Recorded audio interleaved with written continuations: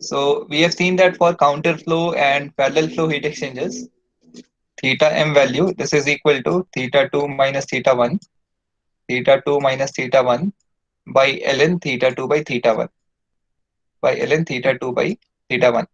This is the relation for parallel flow and counter flow heat exchangers. But not necessary that the type of heat exchanger will always be parallel flow and counter flow. Sometimes the heat exchanger given would be shell and tube heat exchanger, or it might be cross flow heat exchanger, shell and tube or cross flow. Now, if you want to find out the mean temperature for these two cases, the analysis will be very difficult. So we are not going to go for the analysis of shell and tube heat exchanger or cross flow heat exchanger. Instead, what we will do for finding out this logarithmic mean temperature difference or finding out the rate of heat transfer for these two cases, some form factors, some correction factors have been calculated. So we are going to use those correction factor values. We are going to use those F values in order to find out the rates of heat transfer for these two cases. We will see what that correction factor is. Say that you have a shell and tube heat exchanger. Now, shell and tube heat exchanger will be classified on the basis of number of shells. First, we will have number of shells, and then we will have number of tube passes. Number of shells and number of tube passes.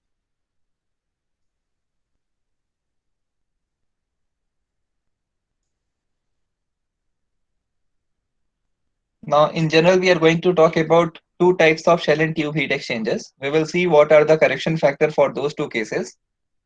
So, say we have a shell and tube heat exchanger with one shell pass, we have one shell pass and multiple tube passes. When I am saying multiple tube passes, these number of passes will always be a multiple of 2. So this is the first pass, this is the second pass. If the fluid is entering in this direction, it has to leave in the opposite direction. That is the condition for shell and tube heat exchanger. So either it will be going like this, coming out like this, 2 passes, or it might be entering, going back, again going back, and coming out like this. So here we have 4 passes. So always these number of passes will be a multiple of 2. So in this case, either we will have 2 passes, 4 passes, or maybe 6, or maybe 8, or maybe 10 or 12 passes.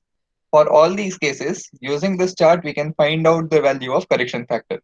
And later we will see how to use this correction factor. Now, in order to find the correction factor for any given case, we need to find out two ratios. The first ratio is given by capital R and second ratio is given by capital P.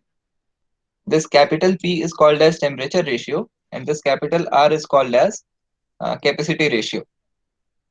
If we are talking about capital P, this is an image from the data handbook. You can find this chart in the data handbook as well. So here capital P they have given as small t2, which is Tc2 for us.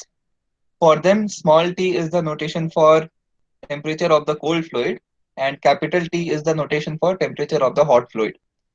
So it is small t2, for us it will be Tc2 minus small t1 which is Tc1 divided by capital T1 minus a small t1. It means it is Th1 minus Tc1. So this is the ratio capital P. Similarly, this capital R value, they have given as capital T1 minus capital T2. It means it is Th1 minus Th2 divided by Tc2 minus Tc1 divided by Tc2 minus Tc1. This is the capacity ratio relation. Now, in order to find out this correction factor, all the temperature values must be known, either directly or indirectly. So before finding out this correction factor, try to find out all the temperature values. Once you find out the temperature values, you need to find out these two ratios. You need to find out the value of P and R. Now say that we are taking one example. For us, P value is approximately equal to 0.5 and R value is equal to 1. This is a case. So go for P equal to 0.5. Here you can see that P value is equal to 0.5. Go in the upward direction and stop at the curve for R is equal to 1. Here we are getting that R is equal to 1. So for this particular case, if you want to find out the correction factor, go towards the left, and wherever this line will be intersecting the y-axis, that will be the correction factor for you. That will be the value for f for you. So in this case, this correction factor value is equal to 0.8. How to use this correction factor value? Say that we have a counter flow heat exchanger. For a counter flow heat exchanger, the rate of heat transfer will be given by UA multiplied by theta m. I'll just write the expression. For a counter flow heat exchanger, rate of heat transfer is given by UA multiplied by theta m. If you want to find out rate of heat transfer for a cross flow or for a shell and tube heat exchanger with the same temperature values, with same inlet and outlet temperature values of hot water and the cold water, in that case, it will be given by U A theta m multiplied by the form factor. Sorry, multiplied by the correction factor capital F. So in order to find this rate of heat transfer through shell and tube heat exchanger or through cross flow heat exchanger, we need the correction factor value.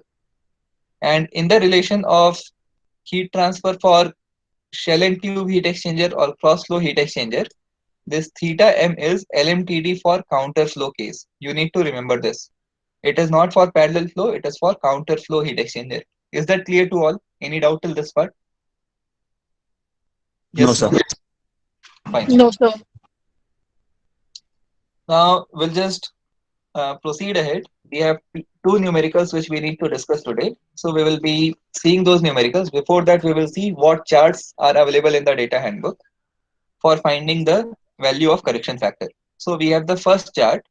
This first chart is for one shell and multiple tube passes heat exchanger. Multiple means it will always be a multiple of 2. So second case we have two shells. Now if we are having two shells, the number of tube passes will always be a multiple of 4, because through the first shell either it will be 2 or it will be 4 or it will be 6. Through a single shell it will be a multiple of 2. Through the other shell also it will be same number of passes. So it means if it is 2 it will be multiplied by 2. Total we will have 4 number of passes. If it is 4, in the other one also we will have 4. Total we have 8 number of passes. Here we have 6. In the other one also we will have 6. Total we have 12 number of passes. So always this number of passes in two shell heat exchanger, that will be a multiple of 4. So here we have two shell passes and 4, 8 or any multiple number of tube passes. This multiple number will always be a multiple of 4. Is this clear to all? Yes, no? Yes, sir. Fine. Now for this case also, in order to find this correction factor value, the procedure is same. Find the temperature ratio capital P, find the capacity ratio capital R, and again move in the upward direction, move towards the left, and you will get the value of correction factor. Similarly, we have cross flow heat exchanger. For cross flow heat exchanger, there will be two types of heat exchangers. First one in which one of the fluid is mixed and the other one is unmixed. We will see what it means. Unmixed means the fluid will be flowing in a well-defined path. So say this is the path for hot fluid. The hot fluid is flowing like this. This hot fluid has to be cooled using some cooling water or maybe by air. So for that, we will be showing one more fluid. The other fluid might be flowing in the perpendicular direction, but the path for flow for the other fluid is not well defined. It is moving in a zigzag fashion like this. It is moving somewhat like this. So overall, it is moving in a perpendicular direction, but there is mixing of the fluid. There is mixing of fluid of same kind. So hence we will say that one of the fluids that is mixed. Here the blue colored fluid that is mixed and the red colored fluid that is unmixed. Maybe for the red colored fluid, we have designed a pathway. So the red colored fluid is flowing in these particular tubes. Hence it is unmixed. And the blue colored fluid is flowing over the tubes without any defined path, without any pathway. There is no pipe for it. We are simply blowing air over the pipelines. Hence, there is a chance that mixing of this particular fluid is going to take place. Is this part clear to all? Yes or no? Yes, sir. Okay. So in this case, one of the fluid is mixed and the other one is unmixed. And since the direction of flow is perpendicular to each other, we will be calling it as a cross flow heat exchanger. So for cross flow also, we are going to use the same relation, that Q is equal to UA theta M multiplied by correction factor capital F. Again, theta M is logarithmic mean temperature difference for counter flow heat exchanger. Now, here also the procedure for finding correction factor that remains the same. Find out temperature ratio capital P, find out capital R value, and go in the upper direction, go in this direction, you will get the value of correction factor. Same for the last case also. This is the last chart which you will find in the data handbook. So here we have a cross flow heat exchanger, but for this cross flow heat exchanger, both the fluids are unmixed. It means both the fluids have a well-defined path. The hot fluid might be flowing like this, and the cold fluid is also flowing like this. So here we have a well-defined path. If we have a well-defined path for both the fluids, there is no mixing of both the fluids, and this is the chart for this particular case. So here we have correction factor relation, correction factor value. In order to find the correction factor value, again find the same ratios, find capital R, find capital P, and you know how to find the correction factor. Is this part clear? Yes, no? Any doubt in correction factor?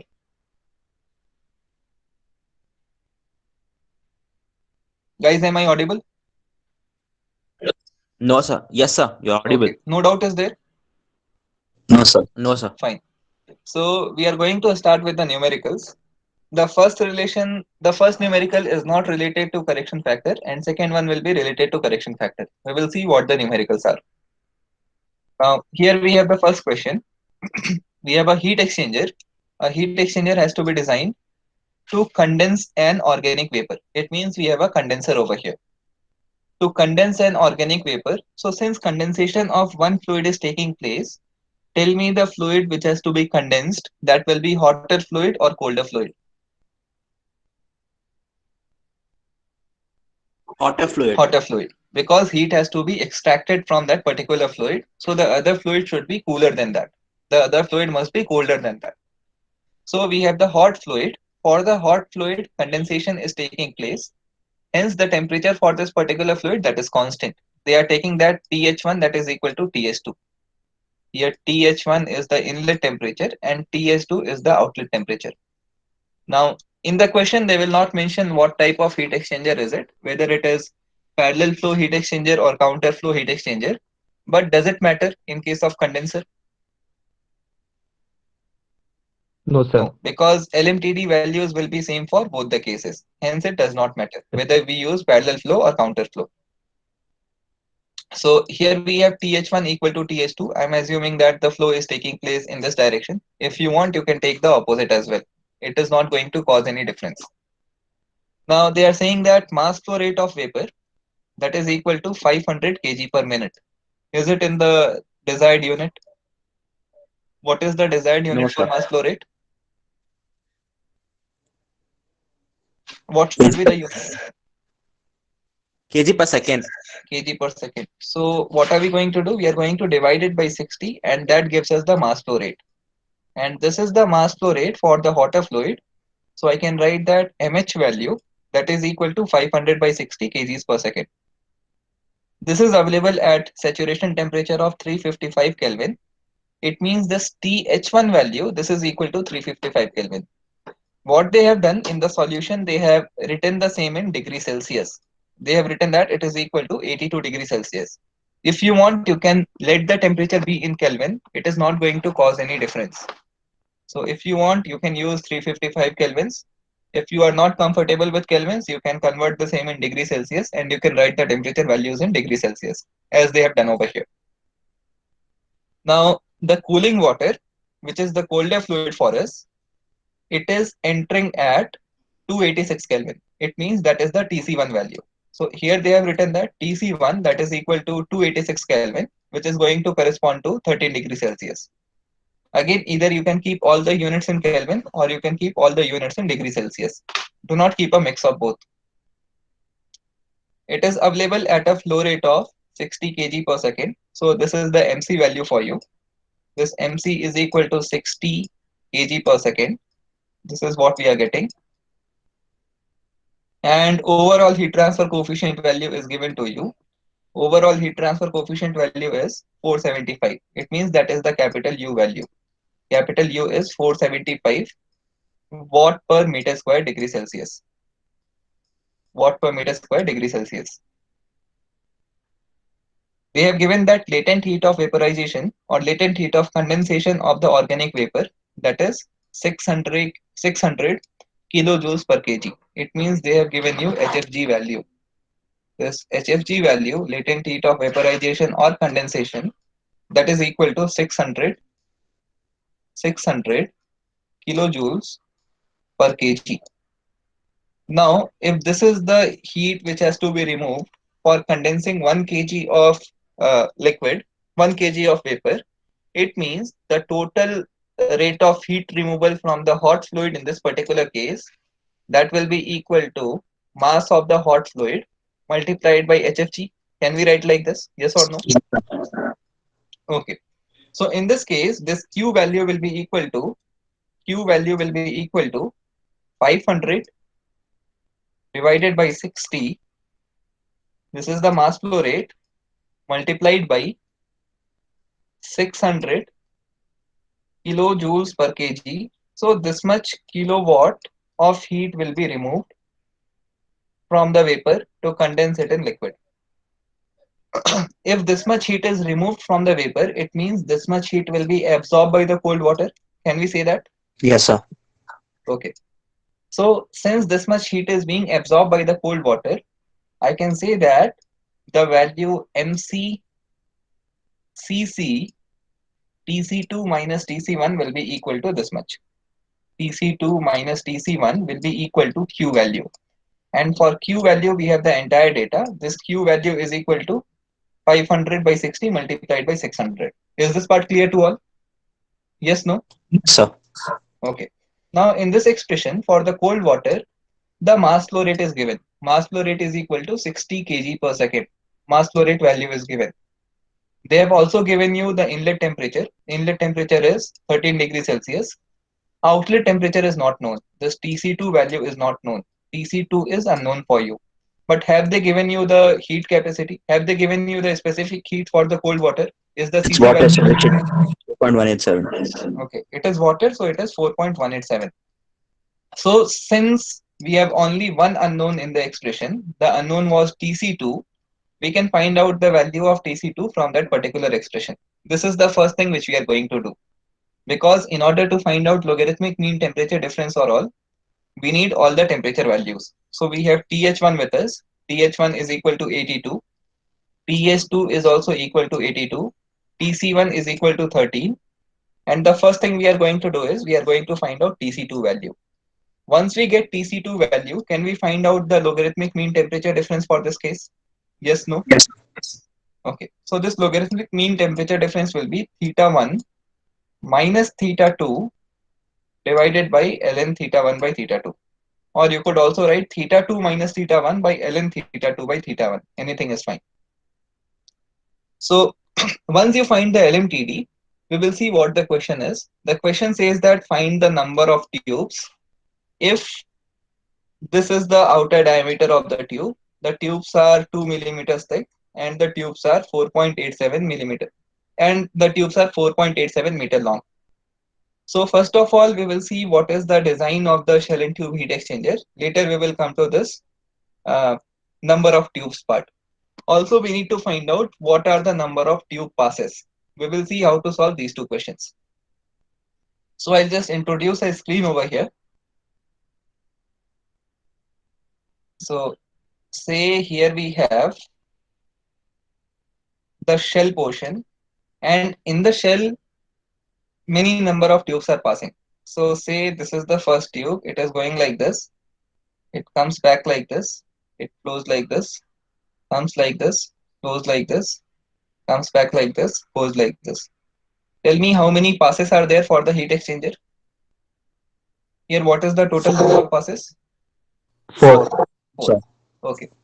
Now actually we won't be using a single tube like this, we are going to use multiple tubes. So I'm going to use one more color for the second tube. The second tube might be like this. So again it is going like this. It comes back like this. Here it goes like this. Comes back. It goes like this. Comes here and comes like this. Is the construction clear to all? Yes, no? Yes, sir. Red one is the first tube, yellow one is the second tube. Similarly, we can have multiple number of tubes. Now, if I am talking about total number of tubes, we will see what that means. So I'll just introduce a highlighter. Here, first we will see how many number of passes are there. So this is the first pass, this is the second pass, this is the third pass, and this is the fourth pass. I will say that total we have four number of passes. Is this part clear to all? Yes, no? Yes, sir. Okay, we have four number of passes. Now, if I am talking about the number of tubes will not be considered as two. The number of tubes will be considered as 1, 2, 3, 4, 5, 6, 7, and 8. Total we have 8 number of tubes. Because from this length also heat transfer will be taking place. From this length also heat transfer will be taking place. From this length also heat transfer is taking place. From this length also heat transfer is taking place. And this length is equal to length of the tube which has been given to us. Is this part clear to all? Yes or no? Yes, sir. Yes, sir. Okay. So if I'm talking about total number of tubes in this case, the total number of tubes that is equal to 1, 2, 3, 4, 5, 6, 7, 8. Total we have 8 number of tubes.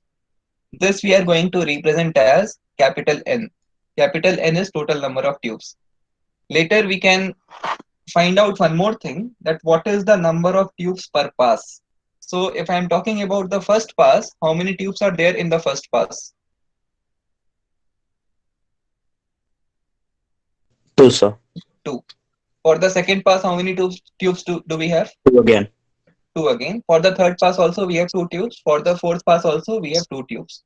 So we can say that number of tubes per pass that is equal to 2. This we are going to represent as NP. Now keeping these notations in mind, we will solve our given question. Is this clear? Yes or no? Yes, sir. Yes, sir. Okay. I'll go back to the question.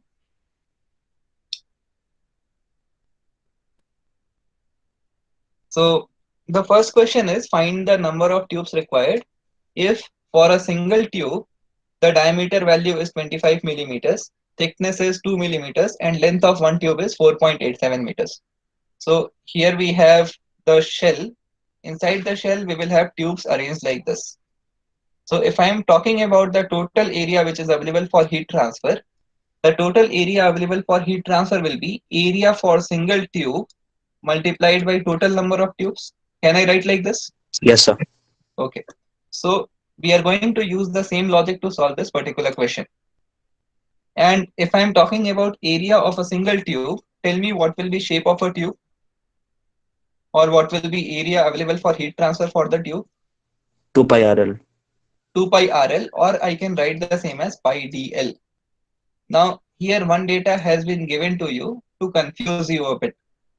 Here they have mentioned that outer diameter is 25 millimeters, and they have given you thickness of the tube as well. This thickness is not at all important because the convection will be taking place from the outer one, and hence we are going to take 25 millimeter as the diameter value. We are not going to take 21 millimeters as the diameter value. Is this part clear to all? Yes, no? Yes, sir. Okay. So for this heat exchange process, the diameter value will be equal to 25 millimeters. We'll just come here. We will write that heat loss by vapor, that is equal to heat gain by water. Heat loss by vapor will be equal to mass flow rate of vapor multiplied by HFG value. Now, mass flow rate of vapor, it was 500 or 5000? It was 5000, right? 5,000, sir. Okay, so it is 5000 divided by 60 multiplied by HFG value that was given as 600. Sir, What no. these? Entirety is 5,000. 500 by 60 into 600. Okay, fine. So I'll just erase that portion. So it is 500 by 60 multiplied by 600. 500 by 60 is the mass flow rate given. What they have done, they have simplified this 500 by 60 and they have written it equal to 8.33. So I don't want you people to solve the question like this. I want you people to cancel out these values because this can be easily cancelled out. Instead of getting the answer in decimals, you will be getting the exact value if you will do that. So this heat transfer value will be 5000 instead of getting a decimal answer. So 500 by 60 into 600, that is equal to heat gain by the water, heat gain by the cold water, by the cold fluid. So it is MCCC multiplied by TC2 minus TC1. MC value is given to you in proper units, which is 60. CC value we know, it is 4.187. TC2 is unknown and TC1 was equal to 30 degrees Celsius. We can solve for TC2 value. We are getting TC2 as 32.9 degrees Celsius. Once we find TC2, we are going to find the logarithmic mean temperature difference for the given case.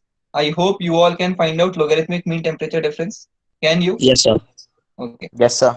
Here we are getting that TC2 value is 32.9. So if I'll go back to this question, this value here will be 32.9 degrees Celsius.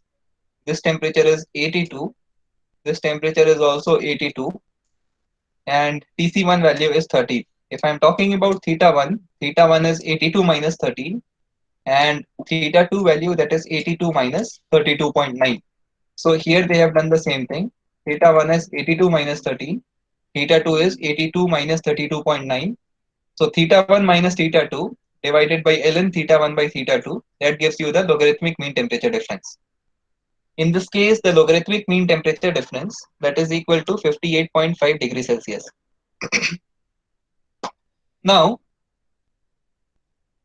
the heat transfer rate value, which is mH multiplied by HFG value, this is also equal to UA multiplied by theta m, where A is total area which is available for heat transfer. So if I'm talking about the total area which is available for heat transfer, that will be equal to area of one tube, that is pi d naught L, multiplied by number of tubes. Total number of tubes we are taking as capital N, multiplied by theta m, the value which we have calculated before this. Any doubt in the relation, anyone? No, sir. Okay. So we have capital Q. Capital Q is MHHFG. We have the value of MH with us. We have the value of HFG with us.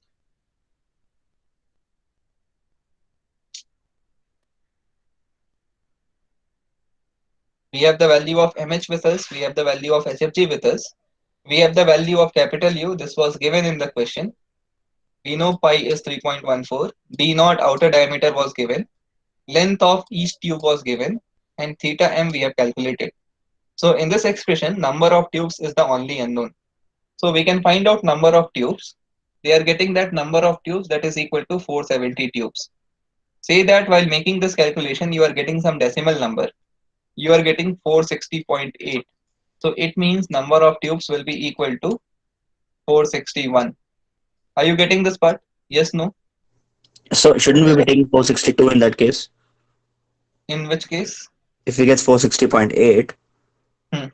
it has to be an even number, right? I mean, each pass has two tubes, so Okay, nice. Nice logic. So this answer will not be 460.8. The answer should be close to 461.8. Maybe this will be the answer for you. no. Okay. Okay, and you'll be getting your final answer as 462.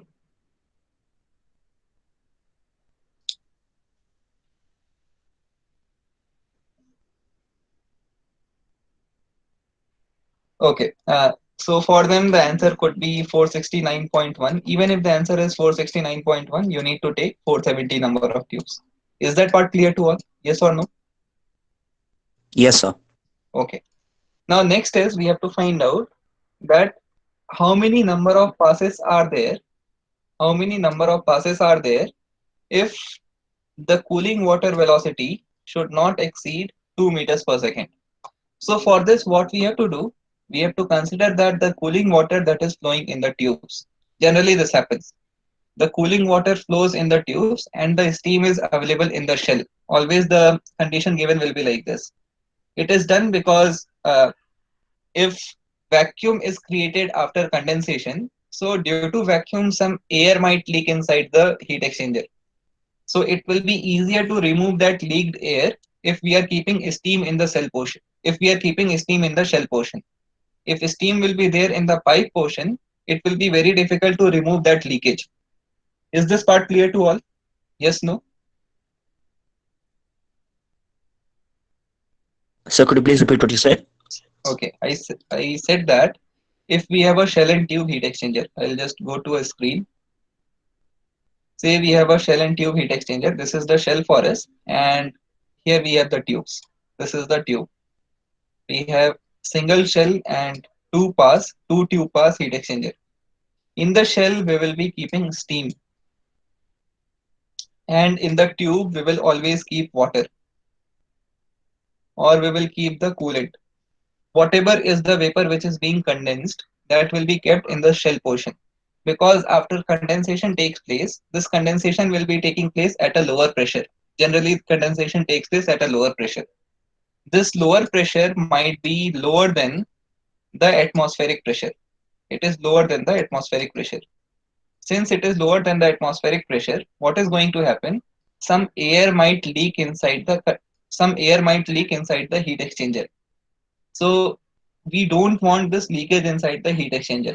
If some leakage is taking place, we will try to take out that particular air outside. Now say that this leakage is taking place inside the shell portion. We can easily remove the air outside. But if we are keeping the steam in the tube portion and leakage is taking place inside the tube, it will be very difficult to take that leakage outside. It will be very difficult to take that leaked air outside the tube. Are you getting this part? Yes or no? Yes, sir. Okay. Hence, for uh, industrial purpose or wherever this shell and tube heat exchanger will be used, the steam will be kept in the shell portion and the water will be kept in the tube portion. I'll just go back to our question. So in the question they are saying that find the number of tube passes if cooling water velocity should not exceed 2 meters per second. And here also you can say that they have written over here cooling water velocity tube side. It means cooling water is flowing in the tube. Is this part clear to all? Yes or no? Yes, sir. Okay. So they are saying that cooling water velocity should not exceed 2 meters per second. Now I will just redraw the example which we had considered. So here what we have a shell with us. In the shell, we have two pipes per pass. So this is the first pipe. It goes like this, comes back like this. And this is the structure which we are getting. And we have one more pipe which is flowing like this, Okay, again tell me here how many number of passes are there? 4 again. Okay, four again. And total number of tubes, capital N value, 8. capital N is 8. And number of tubes per pass, NP value, 2. NP value is 2. Say that I want to find out the mass flow rate over here. So mass flow rate, whatever is the mass flow rate in the first pipe, whatever is the mass flow rate in this red pipe, same will continue over here also, same will continue over here also, and same mass will be coming out of the red pipe. Similarly, some mass will be flowing in the blue pipe as well. So that mass is going to flow like this, it is going to come like this, and it is going to come out of the blue pipe over here. So in this case, if I'm talking about the total mass flow rate of the water inside the tube, that will be equal to combined mass flow rates of the red pipe and the blue pipe. Can we write like that? Yes or no? Yes, sir. Okay. So over here, if I'm talking about number of pipes, we are not going to consider 8 number of pipes. We are not going to consider the total number of pipes. For finding the mass flow rate, it will be mass flow rate for number of pipes per pass. Is this part clear? Yes or no? If I am writing the formula for mass flow rate can be written like this. I'll just change the color of the pen. Mass flow rate M can be given by rho multiplied by area multiplied by velocity. Can we write like this? Yes or no? Yes, sir. Okay.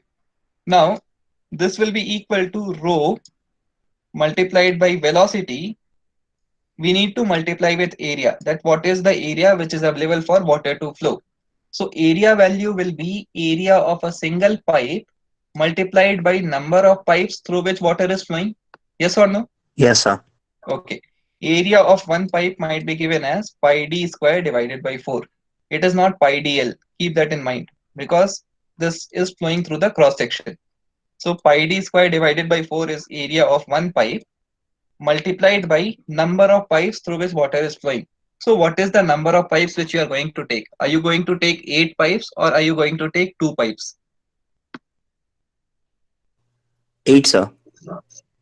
If you will take 8, it means water is entering through all the 8 pipes. But water is entering through how many pipes? 2 pipes or 8 2. pipes? 2 pipes only. And it is coming out also of those 2 pipes only? Yes or no? Yes, sir. Okay. So what is the number of pipes which you are going to take over here? 2 or 8?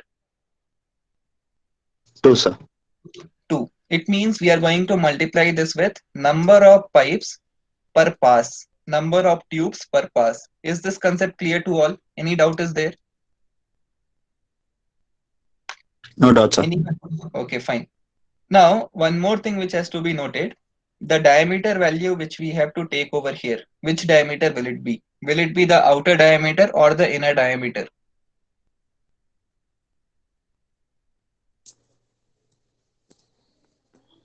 Will it be outer diameter of the tube or the inner diameter of the tube? Outer Where, diameter. Inner diameter. No. where is the water flowing? Is it flowing outside the tube or inside the tube? Inside. Inside the tube. It means area which will be available, that will be the inside cross-sectional area. Hence, we need to take the inside diameter, not the outside diameter. So this Okay, value sir. will be di value, and it will be equal to 25 minus 4. Do not subtract only 2 because the thickness will be removed from both the sides. So this new diameter will be, or inside diameter will be 25 minus 4, which is 21 millimeters. So I'll just go back to the solution. Here we got the total number of pipes, that is equal to 470. Total number of tubes, that is equal to 470. In order to find number of tubes per pass, or in order to find out number of tube passes, we are going to use this relation. The relation is mass flow rate will be given by rho AV. Mass flow rate is given by rho A multiplied by velocity. Rho is density of water because water is the fluid which is flowing over there. Area will be the inside cross-sectional area. So inside cross-sectional area multiplied by number of tubes per pass multiplied by NP. What was NP? NP was number of tubes per pass. Is this clear to all? Yes or no? Yes, sir. Okay. And V is the velocity. They are saying that the velocity of water should not exceed 2 meters per second. So velocity value is 2 meters per second. Here, number of tubes per pass, that is the only unknown for us. So what we will do, we will find the number of tubes per pass, number of tubes in each pass. So mass flow rate of cold water, that is 60 for us. Pi by 4 remains as it is. Di value, we are taking 21 millimeters. Velocity, that is equal to 2 meters per second. And density of water, we know that it is 1000 kg per meter cube. NP was the only unknown. We got that NP value is equal to 95.5. So if you want, you can consider that as 96 also. That in the first pass, we have 96 number of tubes. So here say this bundle has 96 number of tubes.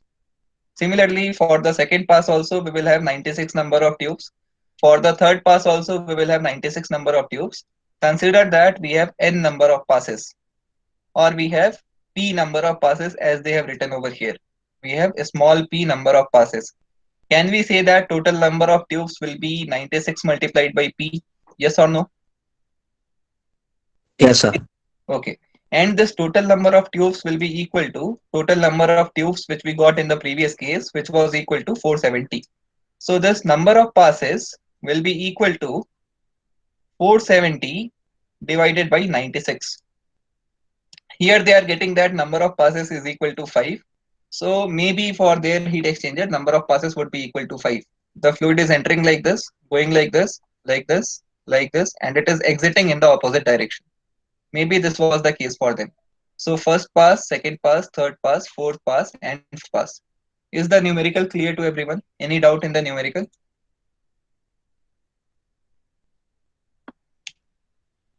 Any doubt in the concept of number of tubes per pass, total number of tubes, or how did you find out the mass flow rate?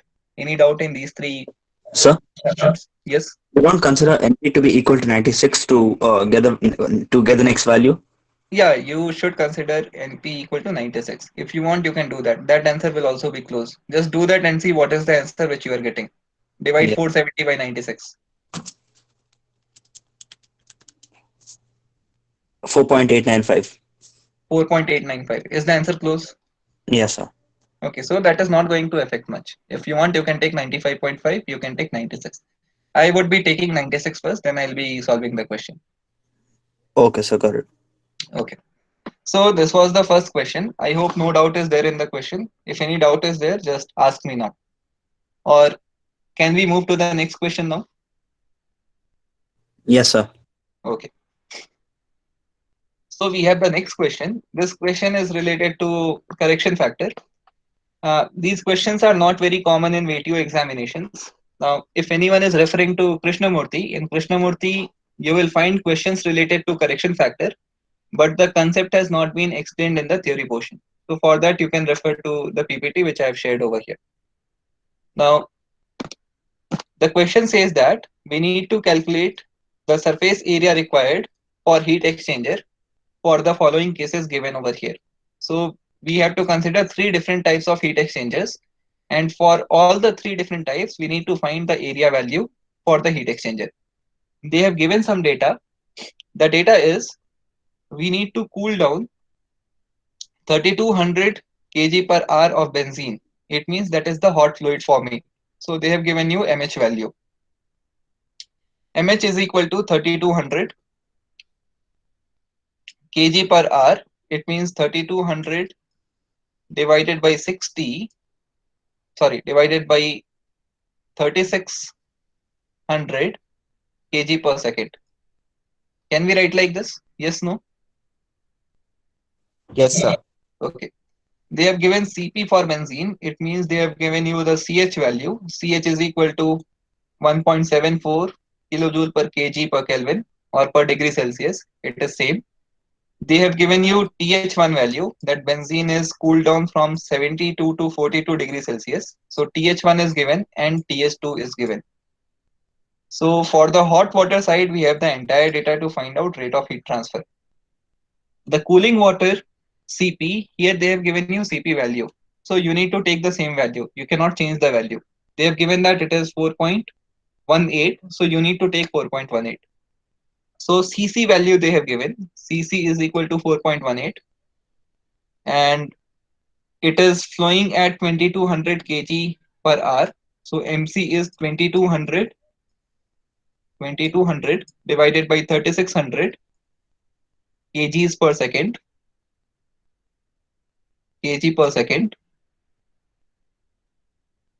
They have given you TC1 value, that it is available at cooling water at 15 degrees Celsius has a flow rate of this much. So this cooling water is available at 15 degrees Celsius. It means this is the TC1 value for you. TC1 is given to you. Tell me, can you find out the rate of heat transfer with the given data? Yes or no? Using this data only, can we find the rate of heat transfer? Yes, no? Yes, sir. Okay, rate of heat transfer is mh ch th1 minus th2. Everything required to find out rate of heat transfer has been given. So we can find out the rate of heat transfer. This rate of heat transfer is also equal to mc cc tc2 minus tc1. It is equal to tc2 minus tc1. So can we find out can we find out the outlet temperature of the cold water using this relation? Because MC is known, CC is known, TC1 is known. TC2 is the only unknown. So can we equate these two and can we find out the outlet temperature for the cold water? Yes? Yes, sir. Okay. Same thing has been done over here. They are saying that heat lost by the hot fluid, heat lost by benzene, that is equal to heat absorbed by the cooling water. So 0.889, this might be 3200 divided by 3600. 0.611, this would be 2200 divided by 3600. Okay, 0.889 multiplied by CH value multiplied by TH1 minus TH2, that is equal to MCCC, TC2 minus TC1. TC2 is the only unknown. We find out TC2 value. Okay, once we find out TC2 value, we will proceed to find out areas of the heat exchangers for each case one by one. So the first case is counterflow heat exchanger. Counterflow means benzene will be moving like this from 72 to 42 degrees Celsius, and water will be moving in the opposite direction. So inlet temperature is 15 degrees Celsius and outlet temperature is, we have calculated outlet temperature as 33.2 degrees Celsius. Here, can you find out the values of theta 1 and theta 2 now? Yes or no?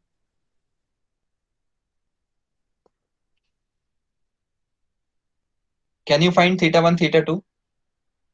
Yes, sir. Okay.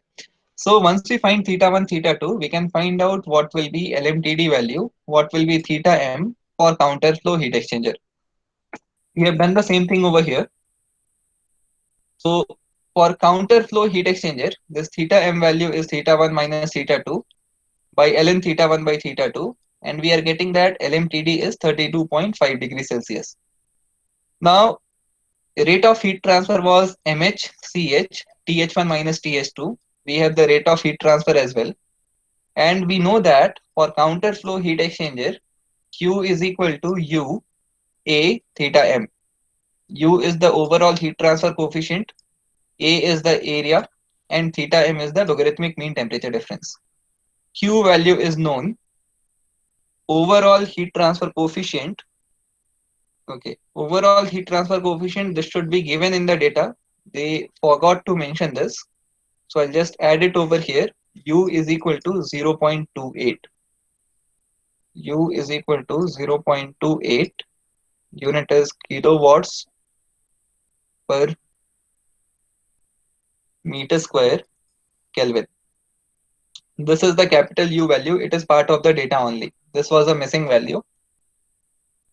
So U value is known and theta M value we have calculated. Area is the only unknown in the expression. So can we find out area for counterflow heat exchanger? Yes or no?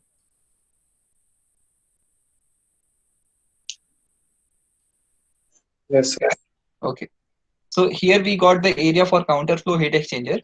For counterflow heat exchanger, the area value is 5.1 meter square. They have given us two more cases. For those two cases as well, we need to find out the area values. We'll see what those two cases are. So the first case is we have shell and tube heat exchanger. Second case is we have cross flow heat exchanger. And for the cross flow heat exchanger, one fluid is mixed and the other one is unmixed. For the shell and tube heat exchanger, it is 1-4 exchanger. It means we have a single shell pass and we have 4 tube passes. So we will use our charts accordingly and we will find out the value of correction factors capital F. Once we find values of correction factor capital F, Q is equal to UA theta M multiplied by correction factor F. So for these two cases, the area value will be equal to Q divided by U theta M multiplied by F. Now tell me, this theta M is for parallel flow heat exchanger or for counter flow heat exchanger? Counterflow heat exchanger. Counter flow. And this theta M value for counter flow heat exchanger, which is already calculated. We got it as 32.5. So we can put the same value of theta M over here. We have the Q value. We have the capital U value. This correction factor value we can get from the data handbook. So we can refer to these two charts. The first chart is for one shell and multiple tube passes heat exchanger. Here you need to calculate the ratios. First ratio is P, second ratio is R. Since all the temperature values are known, you can find out this ratio and you can get the value of correction factor. Do the same thing for the other case also. So once you get correction factor for both the cases, you can find out the area value for those two cases as well. Is the solution clear to everyone? Yes or no?